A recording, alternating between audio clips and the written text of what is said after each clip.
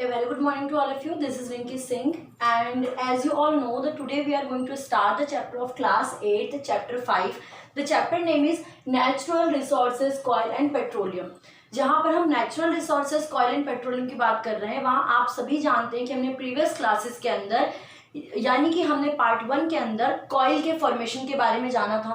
हमने natural resources जो कि हमें फॉरेस्ट द्वारा प्राप्त होते हैं उनके इंपॉर्टेंस के बारे में जाना था कि फॉरेस्ट कितना इंपॉर्टेंट है, इकोसिस्टम हमारे लिए कितना ज़रूरी है हमारे नेचुरल रिसोर्सेज के लिए। नेचुरल रिसोर्सेज में हम दो चीज़ें जिनके बारे में डिटेलिंग में जान रहे थे वो था कॉयल एंड पेट्रोलियम। हमने प्रीवियस क्लासेस के अंदर कॉयल यानी कि कोयले का फॉर्मेशन देखा था कि कोयले का फॉर्मेशन कैसे होता है। आज की क्लासेस में हम फर्दर जानेंगे कि नेचुरल गैसेस और पेट्रोलियम का फॉर्मेशन किस प्रकार से किया जाता है। उसके बाद हम जानेंगे कि कॉयल के जो पार्ट्स होते हैं यानी कि जो हमारी लेयर होती है उसमें कितने प्रतिशत कार्बन की मात्रा और कितने प्रकार से कार्बन या आप कहें कि कॉयल किस प्रकार से हमें प्राप्त होता है। फिर हम जानेंगे कि डिस्ट्रक्टिव डिस्टिलेशंस ऑफ कॉयल क्या होता है और इस प्रकार के कॉयल के बारे में या कॉयल के कुछ अंग जो होते हैं उनके बारे में डिटेलिंग में जानेंगे। तो यहाँ पे हम क्लास स्टार्ट करते हैं। पहला जो टॉपिक हमारा आपको नजर आ रहा है वो formation of petroleum and natural gas है। जैसे कि मैंने आपको प्रीवियस क्लासेस में भी सेम बात बताई थी कि जो भी हमारे जितने भी नेचुरल रिसोर्स यानी नेचुरल सोर्स हमें प्राप्त हो रहे हैं, जितने भी, दैट मीन्स मैं कॉयल और पेट्रोलियम की बात कर रही हूँ, वो इनको फॉसिल फ्यूल कहा जाता है। दैट मीन्स अगर फॉसिल फ्यूल की बात करें तो आप क्या क्या बोलेंगे? Natural gas, coil, petroleum, that three of the fossil fuel. ये तीनों क्या है? फॉसिल फ्यूल है। अब ये जो फॉसिल फ्यूल है वो ऑर्गेनिक मैटर के डिकम्पोजिशन होने द्वारा ही बनता है। डिकम्पोजिशन प्रोसेस में आपको पहले भी पढ़ा चुकी हूँ, समझा चुकी हूँ। फर्दर हम इस डिकम्पोजिशन को जानेंगे कि डिकम्पोजिशन क्या होता है। तो हमने पहले भी कॉयल के फॉर्मेशन के अंदर देखा था कि कॉयल का फॉर्मेशन कैसे होता है कि जब लाखों साल के अंदर जब हमारे पेड़ पौधे टूटते जाते हैं, अंदर सॉइल में मिलते जाते हैं, उसके ऊपर सॉइल डिपॉजिट होती जाती है, डिकम्पोजिशन होते जाता है और हीट और प्रेशर मिलते जाते हैं, तो धीरे धीरे कॉयल का फॉर्मेशन होता है। एज वेल एज यही भी चीज़ यानी कि नेचुरल गैस और आपका या कहीं पेट्रोलियम भी सेम होती है। आप सभी जानते हैं कि अगर जिस जमीन पर आप खड़े हैं, मैं ये नहीं कहूँगी सभी तरह की, लेकिन जहाँ पर भी आप हैं, अगर आप बहुत ही डीप के अंदर खोदेंगे तो आपको पानी खोदते आप ड्रिल करते एक स्टेज ऐसा आएगा जब आपको पानी मिलेगा। तो इससे आपको क्या पता चलता है कि आप जो सॉइल का फॉर्मेशन हो रहा है या सॉइल की लेयर है उसके नीचे क्या है? पानी की मात्रा है। अब पानी है तो पानी के अंदर ऑर्गेनिजम्स भी होंगे, जलीय जीव भी होंगे, बहुत सारे जीव मौजूद होते हैं। तो आप ध्यान रखना कि हम जो बात कर रहे हैं यानी कि पेट्रोलियम और नेचुरल गैस के फॉर्मेशन की जो बात कर रहे हैं वो 1 या 2 दिन में बनने वाली चीज़ें नहीं हैं। ये इनको बनने के लिए लाखों साल का समय लगता है। तो मैंने आपको पहले भी बताया था ये कब बनी थी हमारी, जब इंसान की जीवन काल शुरू नहीं हुआ था, यानी जब पृथ्वी पे सिर्फ जानवर और प्रकृति मौजूद थी। तो उस टाइम जब पृथ्वी पर जानवर, जलीय जीव हुआ करते थे और जंगली जानवर हुआ करते थे, तो जलीय जीव का सर्टेन ऑफ पीरियड तक जब काल आ जाता है, मृत्यु यानी कि मृत्यु हो जाती है। आपको क्या समझना, सपोज कीजिए ये सरफेस है, अर्थ सरफेस। अर्थ सरफेस के नीचे आपका क्या है? आपका मड है, मिट्टी है, उसके नीचे पानी की मात्रा है। अब पानी है तो पानी में अगर मैं अभी आपको जलीय जीव बोलूँ तो आप 10 या 15 जलीय जीव के नाम मेरे को बता सकते हो, लेकिन हम नहीं भी जानते, इतने सारे डिस्कवर हो रखे हैं, इतने सारे जलीय जीव पानी में पाए जाते हैं। और आपने कभी भी फिश को टच किया होगा तो फिश ऑयली नजर आती है। क्यों आती है ऑयली नजर? चिपचिपी सी होती है ना, जब आप अगर मछली को छूते हैं तो चिपचिपापन नजर आता है। तो वो चिपचिपापन आखिर क्यों होता है? क्योंकि ये जलीय जीव तेल छोड़ते हैं। क्या छोड़ते हैं? ये ऑयल छोड़ते हैं। तो आपको ये समझना है कि जितने जलीय जीव होते हैं वो जब इनकी मृत्यु हो जाती है, अब आपने ये भी देखा होगा कि अगर आप एक बकेट लेते हैं, पानी का कोई जग या कुछ लेते हैं और उसके ऊपर तेल डालते हैं तो तेल क्या नीचे चले जाएगा या ऊपर तैरेगा? तेल ऊपर तैरेगा। क्यों? क्योंकि तेल पानी से हल्का होता है। तो आपको यह ध्यान रखना है, जब नीचे की ओर, सपोज कीजिए मैं एक जल जीव का एग्जांपल देती हूँ। एक मछली है, वो मछली की मृत्यु हो गई है, वो मर गई है। अब यहाँ 1-2 दिन की बात तो हो नहीं रही है। मृत्यु के बाद इसके ऊपर आपने देखा है समुद्र के नीचे भी मिट्टी की मात्रा मौजूद होती है, मड होता है। इसके ऊपर मिट्टी जमती जाएगी, ठीक है। पानी के बहाव आते जाएगा, मिट्टी जमती जाएगी। बहुत समय तक ये एनारोबिक रेस्पिरेशन द्वारा डिकम्पोजिशन इसका होगा। डिकम्पोजिशन में क्या होगा कि जितना इसका ऑयल है वो ऊपर से तैर के ऊपर की ओर आ जाएगा, मतलब जितना वो तेल छोड़ेगा, मतलब डिकम्पोज होते जाएगा वो, ठीक है। और इसके अंदर सबसे ज्यादा पड़ेगी वो हीट, यानी टेम्परेचर की मात्रा पड़ेगी। हीट एंड प्रेशर की वजह से ही ये कन्वर्ट होता है ऑयल में। तो आपको सिंपल रिंग वे में सिर्फ इतना समझना है, जितने भी जलीय जीव थे, यानी कि बहुत सारे जलीय जीव, लाखों साल की बात हो रही है यहाँ पे, लाखों साल में जितने की भी मृत्यु हुई, चाहे वो किसी भी प्रकार से मृत्यु हुई होगी, मृत्यु जब हुई तो वो डिकम्पोज हुए, उनमें हीट और प्रेशर मिला। हीट प्रेशर की वजह से वो क्या है, वो उन्होंने तेल छोड़ा, ऑयल जिसको कहते हैं, ऊपर की ओर वो आया। यही सेम क्राइटेरिया गैसेस में भी मौजूद होता है, ठीक है।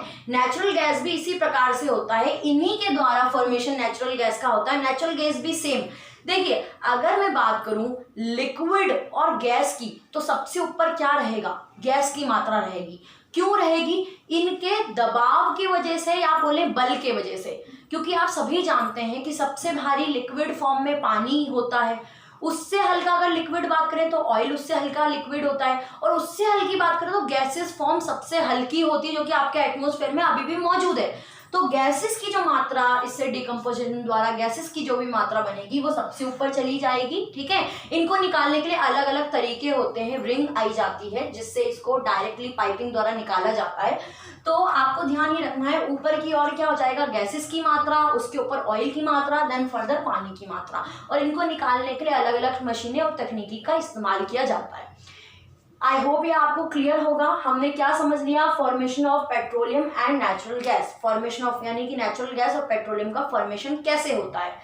अब हम फर्दर अगर बात करें टाइप ऑफ कॉइल, कॉइल के टाइप की हम बात करते हैं। तो कॉइल के टाइप जो है, ये सारे मैंने कॉइल के टाइप बताए गए हैं। आपकी बुक में एग्जैक्ट इसकी पिक्चर नहीं बनाई गई है, बट मैं आपको पिक्चर के थ्रू समझा देती हूँ। अगर जितना डीप अर्थ सरफेस में जाएगा उतना ज्यादा कोयले का अच्छा फॉर्मेशन नजर आएगा। ध्यान ये रखना है आपको, मैं आपको समझा रही हूँ, उसको चीज को ध्यान से सुने। जैसे अगर हम अर्थ सरफेस के 1000 मीटर की बात करते हैं, 1000 मीटर, ये 1000 मीटर की लेयर ही को ही पीट कहते हैं। क्या कहते हैं? पीट। ये टाइप ऑफ कॉइल है, याद रखना है आपको, ये कॉइल के टाइप है सारे। और जितने नीचे की लेयर जाती जाएगी उतना ज्यादा कोयले की जो कंसिस्टिविटी होती है वो आपको नजर आएगी। जितना ज्यादा नीचे की ओर जाएगा, कंसिस्टिविटी जो होती है कोयले की, वो उतनी ज्यादा नजर आएगी आपको। यहाँ पर कोयले की मात्रा, कोयला दैट मीन्स कार्बन, कोयले में सबसे अधिक की मात्रा क्या होती है, कार्बन की मात्रा होती है। तो पहली लेयर जो होती है उसको पीट कहा जाता है। इसके अंदर 26 या 28 के अराउंड ही कार्बन की मात्रा मौजूद होती है, इसमें ज्यादा कार्बन की मात्रा नहीं होती। और इसका फॉर्मेशन एनारोबिक रेस्पिरेशन द्वारा होता है। मैंने आपको एनारोबिक रेस्पिरेशन समझा रखा है, सभी बच्चों का एनारोबिक रेस्पिरेशन क्या होता है, जिसके अंदर रेस्पिरेशन तो हो रहा है बट विदाउट ऑक्सीजन रेस्पिरेशन होता है, उसी को एनारोबिक रेस्पिरेशन कहा जाता है, ठीक है। हमने देखा कि पहली लेयर क्या है, पहली लेयर को पीट बोलते हैं। इसके अंदर कार्बन की मात्रा बहुत कम मात्रा में पाई जाती है, इसमें मॉइस्चर अधिक मात्रा में होता है, ठीक है। इस तरह से पहली लेयर होती है। सेकेंड लेयर की बात करें, इसको लिग्नाइट कहते हैं। अब लिग्नाइट के अंदर भी इससे थोड़ा सा ज्यादा कार्बन की, ये सिर्फ लेयर है, ध्यान रखना, ये सिर्फ लेयर है जिसमें कोयला आपको मिल रहा है। उन लेयर में कोयले की अधिकता आपको नजर आ रही है। और कोयले की अधिकता सबसे ज्यादा कहाँ होगी, जहां पर कार्बन की मात्रा सबसे अधिक होगी, वही कोयला सबसे अच्छा और खरा कोयला होगा। हमने देखा कि यहाँ पर 26 to 28% कार्बन की मात्रा है, ठीक है। 26 to 28%। यहाँ पे 28 to 30% कार्बन की मात्रा है, 28 to 30% कार्बन की मात्रा। तो यहाँ पर भी आपको नजर आ रहा है कि कार्बन ज़्यादा नहीं है, यानी कि कोयला जो ये वाला कॉइल है वो इतना सफिशिएंट और इतना बढ़िया नहीं है। जैसे जैसे हम नीचे की ओर बढ़ते जाएंगे, जितनी गहराई में जाते जाएंगे, उतना गहरा कोयला या उतनी अच्छी फॉर्मेशन कोयले की आपको नजर आती जाएगी। हमने टाइप ऑफ कॉइल का फॉर्मेशन देख लिया था। अब हम देख रहे हैं टाइप ऑफ कॉइल, यानी कि जो लेयर होती है मिट्टी की, जितनी गहराई में जाते हैं उतना बढ़िया कोयला आपको मिलता है। इस चीज को याद रखना है। आगे हम सब बिटुमिनोइज कॉइल की बात करते हैं। अब सब बिटुमिनोइज कॉइल कैसा होता है? ये भी एक प्रकार की लेयर है जिसके अंदर की अगर मैं कॉइल कार्बन की बात करूं तो कार्बन इसमें भी कुछ 70 to 50 के अराउंड होता है। सबसे ज़्यादा अगर कार्बन की बात की जाए तो यहाँ पर होता है कुछ 80 to 85% की मात्रा में बिटुमिनस कॉइल में कार्बन की मात्रा पाई जाती है। बिटुमिनस कॉइल जो होता है उसमें कार्बन की मात्रा सबसे अधिक पाई जाती है। इट जस्ट ए लेयर, ध्यान रखना है, लेयर है ये सारी। स्टीम कॉइल की बात करें तो इसका इस्तेमाल जो होता है, जैसे कि आप इंजन्स वगैरह आपने देखे हैं, उनमें स्टीम कॉइल का इस्तेमाल किया जाता है सब। और ये जो स्टीम कॉइल होता है वो किसकी लेयर के बीच में पाया जाता है? बिटुमिनस कॉइल के और एंथ्रोक्साइड कॉइल के बीच में ये वाला स्टीम कॉइल पाया जाता है। इंजन्स वगैरह में इसका इस्तेमाल होता है, स्मोकलेस होता है। नेक्स्ट हम बात करें एंथ्रोक्साइड कॉइल की अगर हम बात करें तो ये आपका इसमें स्मोकलेस होता है। इसमें मतलब ये प्योर फॉर्म का आप बोल सकते हो, प्योर फॉर्म इसका कॉइल का होता है। इसमें कम मात्रा में धुआं नजर आता है, प्योर फॉर्म कॉइल कहा जाता है इसको। और इसका इस्तेमाल कई प्रकार से इंडस्ट्रीज वगैरह में भी किया जाता है। ग्रेफाइट की बात करें तो ग्रेफाइट का इस्तेमाल मोस्टली कोयले के लिए नहीं किया जाता। पेंसिल की जो नुक होती है ना आपकी, जिससे आप लिखते हैं, उस नुक में ग्रेफाइट का इस्तेमाल किया जाता है। और भी फर्दर में इसका इस्तेमाल किया जाता है, बस कोयले के लिए इसका इस्तेमाल या इंडस्ट्रीज में इसका इस्तेमाल नहीं किया जाता। ठीक है, नेक्स्ट हम बात करते हैं destruction of distillation of coil. Destructive distillation of coil की अगर हम बात करें तो इसके अंदर इसका फॉर्मेशन कैसे होता है? इसका फॉर्मेशन होता है इसमें लेस अमाउंट में, यानी कि अब्सेंस ऑफ एयर। ध्यान से समझना है इसका प्रोसेस क्या है। Absence of air and presence of hydrogen. ठीक है, इसमें एयर की मात्रा बहुत ही कम मात्रा में होती है, या आप बोले अगर ऑक्सीजन की मात्रा होती है तो लेस मात्रा में होती है, तब जाके इसका फॉर्मेशन कुछ हद तक होता है। ठीक है, इसका फॉर्मेशन किस प्रकार से होता है? जब आपकी लेयर कम होती है, दैट मीन्स जब इसमें एयर की मात्रा अब्सेंस होती है, हवा की मौजूदगी नहीं होती, that's process called destructive distillation of coil. अब ये कॉइल के कुछ प्रकार हैं, उसको हम जानेंगे और हम जानेंगे कि इसका इस्तेमाल किस किस चीज़ों में किया जाता है। अगर मैं कॉइल गैस की बात करूं तो कॉइल गैस का इस्तेमाल महत्वपूर्णतः किसमें? कुकिंग में किया जाता है। इसमें मीथेन की मात्रा, कार्बन डाइऑक्साइड की मात्रा, हाइड्रोजन की मात्रा, तीनों की मात्रा मौजूदगी होती है। सेटन ऑफ परसेंटेज में इन तीनों की मात्रा मौजूद होती है, ध्यान रखना है आपको। और इसका इस्तेमाल मोस्टली कुकिंग में और इंडस्ट्रीज में किया जाता है। ठीक है, कॉइल गैस हो गई।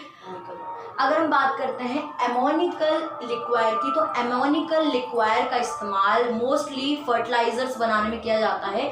ड्यूरिंग क्रॉप प्रोडक्शन, जब हम फसल उगाते हैं उस टाइम फर्टिलाइजर की जो इस्तेमाल किया जाता है, जो कि मैं चैप्टर फर्स्ट में फर्टिलाइजर के बारे में आपको सब सारी चीज़ बता चुकी हूँ। तो एज ए फर्टिलाइजर एमोनिकल लिक्वायर का इस्तेमाल किया जाता है। वही हम बात करें कॉक का, तो कॉक हार्ड होता है, हार्ड पोर्स वाला होता है, और इसका इस्तेमाल फ्यूल्स बनाने में किया जाता है, या बोल सकते हैं वाटर गैस, वुड गैस, ये सारी चीज़ें बनाने में कोक का इस्तेमाल किया जाता है। ये एक प्रकार का अंश होता है कॉइल का, रिड्यूसिंग पार्ट होता है। कॉल तार का इस्तेमाल बहुत सारी चीज़ों में किया जाता है। अगर हम बात करें पेस्ट की, अगर हम बात करें पेरिसाइड्स की, ओके, अगर हम बात करें कि जो सबसे पहली चीज़ तो कॉल तार जो है लिक्विड पार्ट में होता है, लिक्विड चिपचिपा होता है। ठीक है, और दूसरी चीज़ ये सड़क जो आपकी बनती है उस टाइम इसका अधिकतर इस्तेमाल किया जाता है। जैसे आपकी कीटनाशक दवाइयाँ होती है उसमें भी इसका एज इट इज़ अधिक मात्रा में इस्तेमाल किया जाता है। इसके साथ आपका ये जो टॉपिक है फॉर्मेशन ऑफ कॉइल और यूजेस ऑफ कॉइल का वो कंप्लीट होता है। मैं उम्मीद करती हूँ आपको ये टॉपिक समझ में आया होगा। अगर आपको समझ में आया है, पसंद आया है तो लाइक करें, सब्सक्राइब करें और शेयर करें।